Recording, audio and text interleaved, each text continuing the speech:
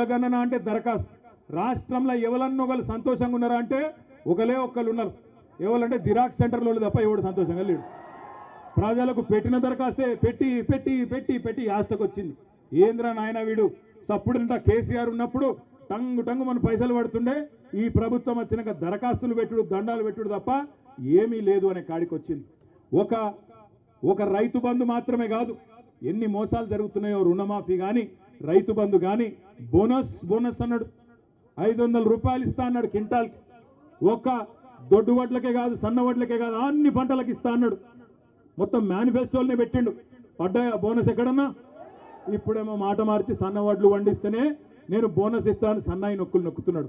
ఇక వ్యవసాయ మంత్రి అయితే సన్న వడ్లకు బోనస్ ఇచ్చింది చాలా బాగుంది, రైతు బంధు వద్దంటున్నారు రైతన్నలు, అందుకే బోనసే ఆలోచిస్తున్నామని చెప్పి ఆయన చెప్తా ఉన్నాడు. అంటే వీళ్ళ ఉద్దేశం ఏంటి అంటే, ఇది గుర్తుపెట్టుకోండి జాగ్రత్తగా నల్గొండ బిడ్డలు, ఇవాళ స్థానిక సంస్థల ఎలక్షన్లు ఉన్నాయి కాబట్టి, సర్పంచ్ ఎలక్షన్లు ఉన్నాయి కాబట్టి మళ్ళా రైతు భరోసా అని డ్రామా.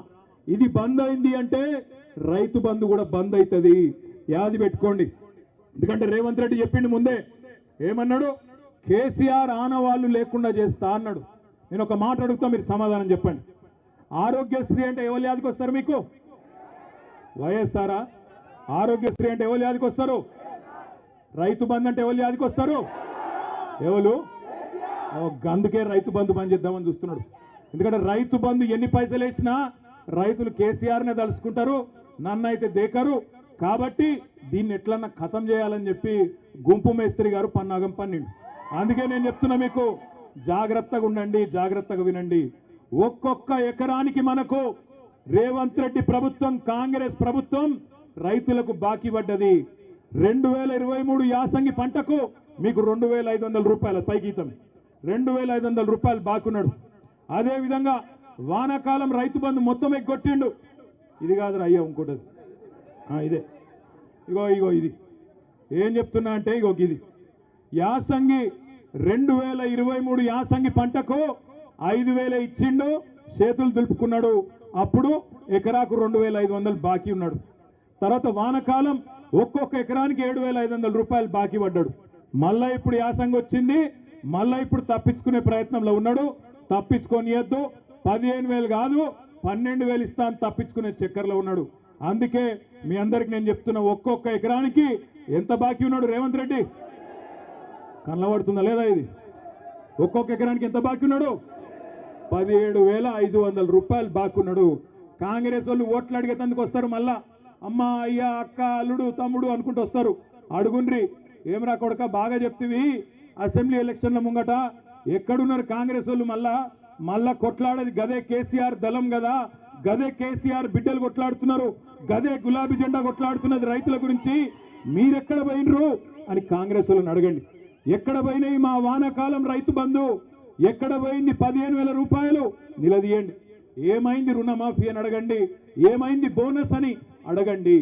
అడగకపోతే అమ్మ కూడా అన్నం పెట్టది, యాది పెట్టుకోండి. అడగకపోతే అమ్మ కూడా బువ్వ పెట్టది. అందుకే అడగాలి.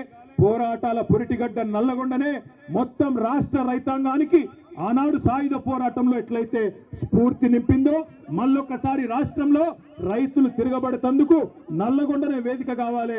అందుకే ఇక్కడి నుంచే మొదలు పెట్టినాం ఈ రైతు పోరు. నేను మీ అందరితో ప్రార్థించేది ఒకటే, ఇంకా 4 ఏళ్ల సమయం ఉంది. ఇక్కడికి వస్తుంటే మహమూద్ అని ఇక్కడనే నల్లగొండ పట్టణంలో ఎంటర్ అవుతుంటే ట్రాఫిక్ వచ్చింది, మా కారు మెల్లగైంది. పక్కకు ఆటో వచ్చి ఆగింది ఒకటి. తమ్ముడు ఆటో నడుపుతున్నాడు, ఆదాబ్ అన్న అన్నాడు. ఆదాబ్ భాయ్ అండి, క్యా నామ్ హై అన్న? మేరా నామ్ మహమూద్ హై సాబ్ అన్నాడు. క్యా హాల్ హై మహమూద్ అంటే, క్యా హాల్ హై సబ్ బర్బాద్ హై, క్యా హాల్ హై అన్నాడు. నాశనం అయిపోయినాం. కాంగ్రెస్ ప్రభుత్వం వచ్చినాక రైతులు 410 మంది చచ్చిపోయినరు, గురుకులాల్లో పిల్లలు 55 మంది చచ్చిపోయినరు, ఆటో డ్రైవర్లు 100 మంది చచ్చిపోయినరు, చేనేత కార్మికులు ఇప్పటికి 35 మంది చచ్చిపోయినరు. మొత్తం నాశనం చేస్తున్నాడు సార్ వీడు అన్నాడు. అంటే మరి క్యా కర్నా? ఏక్ ఓటు కా సజా 5 సార్లు అయినా మహమూద్ భాయ్ అన్న నేను, ఒక ఓటు శిక్ష 5 ఏళ్ళు కదా అన్న నేను. అంటే ఏమంటుండు తెలుసా మహమూద్? క్యా సాబ్ కోయి తర్కీబ్ నీ క్యా అంటుండు, ఏమన్నా ఉపాయం లేదా అంటుండు. అంటే నేనంటే ఆడికెళ్ళుందిరా పోయి ఉపాయం ఏం లేదు, ఎదురు చూడాలి, ఏం చేస్తాం మరి. మేము తయారున్నాం పోరాడేందుకు, మా వాళ్ళందరూ తయారున్నారు. కేసీఆర్ తయారు చేసిన మా తమ్ముళ్ళు, మా అన్నలు, మా అక్కలు, చెల్లెళ్ళు అందరు తయారున్నారు. బాగా నీలుగుతున్న మంత్రులు ఎవరైతున్నారో రైతు బంధు అడిగితే చెప్పుతో కొడతా అనే మంత్రి ఒకడున్నాడు. ఇంకా చాలా మంది మీటింగ్ పెట్టుకుంటామంటే అడ్డుకునే సన్నాసి మంత్రి. ఇంత భయపడతాడు ఎవడన్నా మీటింగ్ పెట్టుకుంటామంటే? గంత భయం ఎందుకు నీకు? భూపాల్ రెడ్డిని తీసుకుపోయి పోలీస్ స్టేషన్లో ఆడ పోలీసు వాళ్ళు అడ్డం ఉండి భూపాల్ రెడ్డి మీద దాడి చేస్తావా? సిగ్గుందా నీకేమన్నా అని అడుగుతున్న మంత్రి కోమటిరెడ్డి వెంకటరెడ్డి. నీకు ధైర్యం ఉంటే దమ్ముంటే గడియారం సెంటర్కు రా. గడియారం సెంటర్కి వచ్చి మా లెక్కన మీటింగ్ పెట్టి చెప్పు రైతులకు ఏం పీకింది నీ ప్రభుత్వం ఈ సంవత్సర కాలంలో చెప్పు. ఉత్తమ్ కుమార్ రెడ్డి, కోమటిరెడ్డి వెంకటరెడ్డి పెరిగిన ఆకారాలు మాత్రం బాగా పెరిగినాయి, అహంకారాలు బాగా పెరిగినాయి, కానీ పీకిందేమీ లేదు నల్లగొండకు. అందుకే నేను అంటున్నా, ఏం చేసిండు కేసీఆర్ నల్లగొండ కంటే చెప్పండి. వరి ధాన్యం ఉత్పత్తిలో తెలంగాణను దేశంలో నెంబర్ 1 చేస్తే నల్లగొండను రాష్ట్రంలో నెంబర్ 1 చేసిండు కేసీఆర్. ఒకటి కాదు 3 మెడికల్ కాలేజీలు సూర్యాపేటలో, నల్లగొండలో, యాదాద్రిలో కట్టించింది కేసీఆర్. యాదాద్రి గుడిని అత్యద్భుతంగా తీర్చిదిద్ది ఆ లక్ష్మీ నరసింహస్వామి రుణం తీర్చుకున్నాడు కేసీఆర్. తామరచెర్లలో అద్భుతంగా మొత్తం తెలంగాణలోనే అతి పెద్ద విద్యుత్ ఉత్పత్తి కేంద్రం కట్టించింది కేసీఆర్. చెప్పుకుంటా పోతే ఒకటి రెండు కాదు ఎన్నో పనులు చేసినాం. దమ్ముంటే క్లాక్ టవర్ కు రా, మా భూపాలన్న వస్తాడు, మా జగదీష్ అన్న వస్తాడు, వాళ్ళు నీ సంగతి చెప్తారనే మాట కూడా నేను తెలియజేస్తా ఉన్నా నల్లగొండ రైతు బిడ్డలకు.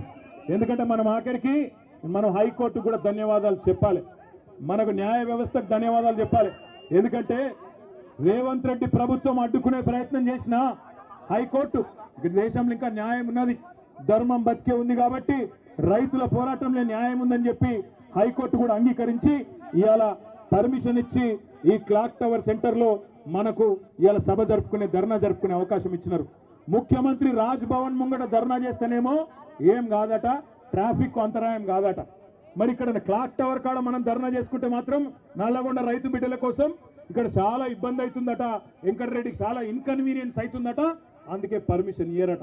కానీ నేను గుర్తు చేస్తా ఉన్న పోలీస్ అధికారులకు, జిల్లా యంత్రాంగానికి కూడా మర్చిపోకండి, భవిష్యత్తు మళ్ళీ ఖచ్చితంగా గులాబీ జెండాలే, ముమ్మాటికి తిరిగి వస్తాం.